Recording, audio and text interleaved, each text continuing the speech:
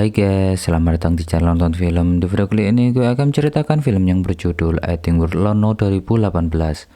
Tidak pernah lupa, saya mendoakan kalian semua agar sehat selalu dan memurahkan rezekinya, oke? Tidak usah berlama-lama lagi, mari kita masuk ke alur filmnya. Scene dimulai dengan diperlihatkan sebuah keadaan yang terjadi di suatu kota yang nampak sepi, tidak ada kehidupan satu orang pun. Namun ternyata di balik kesepian yang ada masih terdapat seorang laki-laki berbahaya yang bernama Dika. Bisa dibilang Dika adalah salah satu orang yang mampu bertahan sampai sejauh ini setelah terjadinya peristiwa yang mengerikan yang sudah menimpa seluruh umat manusia.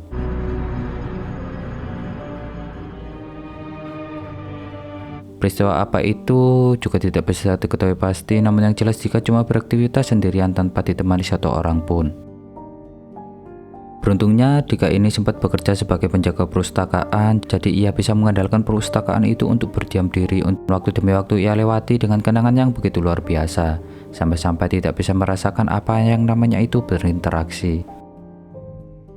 Bahkan saking tidak adanya satu orang pun yang bisa diandalkan, ia harus mengeluarkan tenaga ekstra demi mengevakuasi seluruh jasad.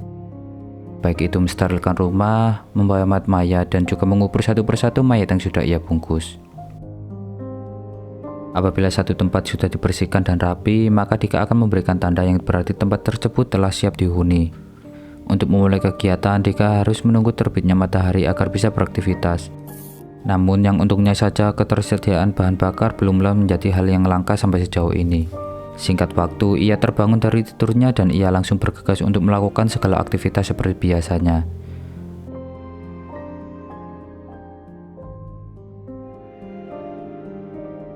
Dan di saat itu juga Dika diperlihatkan dengan sebuah mobil yang sudah mengeluarkan asap serta terdapat seorang perempuan di dalamnya. Karena merasa kasihan, Dika membawa perempuan tersebut ke salah satu rumah yang sudah ia bersihkan. Dari sini sih sebenarnya Dika sangat sadar, walau pada saat itu juga perempuan tersebut berkata bahwa ia tidak berniat untuk bermacam-macam. Melainkan ia baru saja melewati malam dengan mabuk-mabukan. Karena tidak tahan lagi dengan segala kesepian yang harus ia lalui. Mendengar hal itu, Dika tidak terlalu peduli banyak, yang dimana Dika sendiri langsung menyuruh wanita tersebut untuk pergi dari wilayahnya. Sepulang dari tempat tersebut, Dika melanjutkan aktivitas seperti biasanya. Yang tanpa disangka-sangka, wanita misterius itu malah terus-terusan mengikutinya. Wanita yang bernama Rene itu berkata kalau ia ingin tetap tinggal bersama Dika, tak peduli seberapa cueknya Dika terhadapnya. Rania yang ingin bersama Dika menawarkan diri untuk membantu dalam mengevakuasi tiap-tiap mayat, supaya agar keberadaannya lebih berguna bagi Dika sendiri. Sampai sejauh ini sih Dika belum merasa yakin dengan apa yang diucapkan oleh Rania. Sampai pada suatu saat Dika merasa tidak tega sudah mengusir secara paksa Rania di tengah malam. Dari rasa kasihan tersebut, Dika terus mengajarkan segala hal yang harus dilakukan oleh Rania setiap harinya, baik cara mengevakuasi seluruh jasad serta mensterilkan seisi rumah. Scene berpindah memperlihatkan mereka berdua sedang berkunjung ke sebuah supermarket yang sunyi sekali. Segala makanan bisa mereka pilih sebebasnya, walaupun ada beberapa makanan yang sudah kadaluarsa. Gak cuma supermarket, segala toko juga bisa mereka kunjungi sesuka hati tanpa diteraki maling sama sekali. Di sore harinya, Rania kembali ditugaskan oleh Dika untuk mengunjungi beberapa blok yang tersisa. Tentu saja kali ini Rania tidak didampingi oleh Dika dan ia harus melakukan prosedur secara mandiri. Akan tetapi, baru saja Rania mau berangkat, ia malah mendengar suara gerusuk-gerusuk dari sebuah rumah yang sudah berantakan.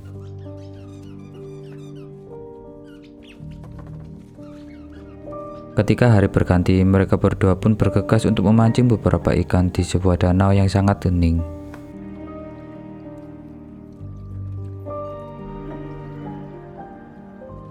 Dengan skill kemampuan seadanya, Dika berhasil mendapatkan sepasang ikan, yang tentunya ikan-ikan tersebut akan menjadi santapan yang spesial bagi mereka berdua.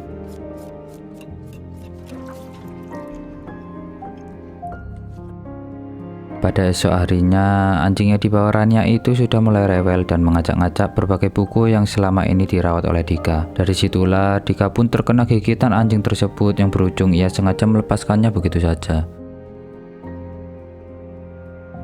Rania yang bingung pun langsung mengajaknya untuk mencari keberadaan anjing itu, ya walau pada akhirnya Dika langsung mengaku bahwa ia sengaja melepasnya dan menceritakan kejadian tersebut. Atas perilaku tersebut, Rania pun langsung sangat sedih sekali. Karena tidak bisa lagi memiliki siapa-siapa selain Dika yang begitu cuek terhadapnya. Minggu demi minggu mereka lalui bersama dengan segala rutinitas yang terus berulang setiap harinya.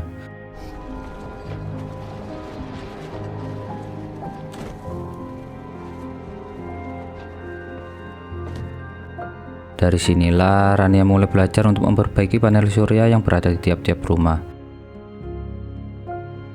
dengan harapan menciptakan sumber energi listrik yang baru untuk keberlangsungan hidupnya.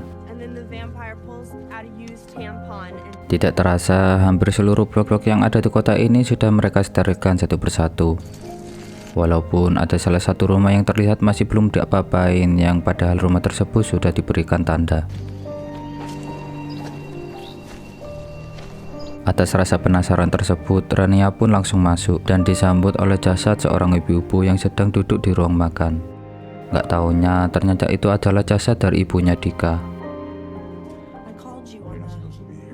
Dengan kata lain, Dika sengaja untuk tidak mensterilkan rumah ini dikarenakan dia sendiri tidak sanggup untuk melihat jasad ibunya.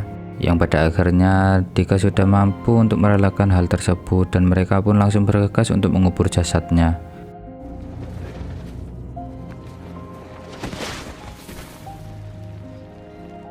Scene memperlihatkan Dika yang terbangun di sebuah rumah dan ia mendengar jelas percakapan dari dua orang atau lebih dari lantai dasar. Oh, hey. Taunya ternyata Rania masih tinggal bersama kedua orang tuanya yang bernama Patrick dan juga Violet. Yang berujungnya Dika langsung kecewa berat sama Rania, apalagi orang tuanya. Ia malah berkata kalau selama ini Dika tidak hanya sendirian. Just let this poor guy think that he was one of the last men left on Earth. How many? Melainkan di pusat kota terdapat ribuan orang yang juga selamat dan mereka hidup berbahagia di kota tersebut. Right. Di saat itu jugalah Dika diajak bergabung dengan komunitas tersebut demi memulai kehidupan baru serta meninggalkan kota ini yang tidak lagi memiliki harapan. Mendengar hal ajakan tersebut, Dika langsung pergi dari rumah itu. Yang anehnya lagi, Rania langsung berkata, Those your parents? No. tidak bisa diketahui pasti mana yang harus dipercaya oleh Dika pada saat ini. Tapi yang jelas Dika tidak mau tahu dengan hal tersebut. Apalagi dengan segala celontehan Patrick yang menyinggung tentang sebuah komunitas. Walaupun untuk yang terakhir kalinya Patrick masih saja merayu Dika untuk ikut bersamanya demi memulai kehidupan baru dan melupakan masa lalu yang sangat menyedihkan. Atas ajakan inilah, Patrick pun langsung memberitahu bahwa di pusat kota para dokter sudah membuat sebuah alat yang bisa menyatukan kehidupan manusia senormal mungkin, tanpa harus mengingat hal-hal sedih yang sudah menimpa mereka semua. Please, you don't. Here, everybody. Namun tetap saja ia tidaklah membuat Dika tertarik sama sekali, yang melainkan ia lebih tertarik untuk hidup dalam kesunyian. Scene memperlihatkan Dika yang memulai lagi aktivitasnya seperti biasanya, dan sedangkan Rania sendiri sekarang sudah berangkat ke pusat kota sambil ditemani oleh kedua orang tuanya. Sampai di suatu waktu, dan Dika merasa kalau ia ingin harus mencari tahu keberadaan Rania sambil melihat-lihat keberadaan sebuah kota yang dimaksud oleh Patrick. Dan pada saat itu jugalah Dika harus menempuh perjalanan yang cukup jauh dan tentunya sangat memakan energi. Seperti halnya ia harus terus-terusan berganti mobil dan juga beristirahat di pinggir jalan. Dengan total waktu selama 3 hari, Dika akhirnya melihat kota tersebut yang memang benar saja ada kehidupan di dalamnya. Tanpa basa-basi lagi, Dika berhasil menemukan kediaman Patrick dan langsung bergegas masuk secara diam-diam demi mencari Rania. Dan ternyata saja Rania sudah berada di sebuah ruang yang banyak sekali kabel-kabel tidak jelas yang dihubungkan ke tubuhnya. Usut punya usut, Rania dipaksa untuk mengikuti treatment yang sudah diterapkan secara massal terhadap orang-orang di kota ini, yaitu menghapuskan memori masa lalu demi memulai kehidupan masa baru. Yang jelas, Patrick bersama Violet bukanlah orang tuanya, melainkan mereka adalah orang biasa yang tidak saling kenal satu sama lain. Alhasil di saat itu juga Rania langsung menembak Patrick yang mengetahui pelarian mereka berdua, sedangkan Violet malah biasa-biasa saja. Dikarenakan Violet sendiri masih baru sadar kalau ia bukan siapa-siapanya Patrick ataupun Rania. Keesokan harinya, Dika bersama Rania langsung bergegas untuk pergi dari kota tersebut sambil membawa beberapa ikan hias yang berada di rumah Patrick. Dengan alasan ikan itu bisa menemani Rania kapan saja dan tidak menggigit Dika seperti anjing yang sebelumnya. Dari sinilah Dika sadar betul kalau seluruh orang yang berada di kota ini bisa berbahagia setiap waktunya, dikarenakan seluruh ingatan mereka sudah disetel seperti baru. Padahal mah keluarga atau teman mereka yang ada sekarang ini sama sekali tidak mereka kenal sebelumnya.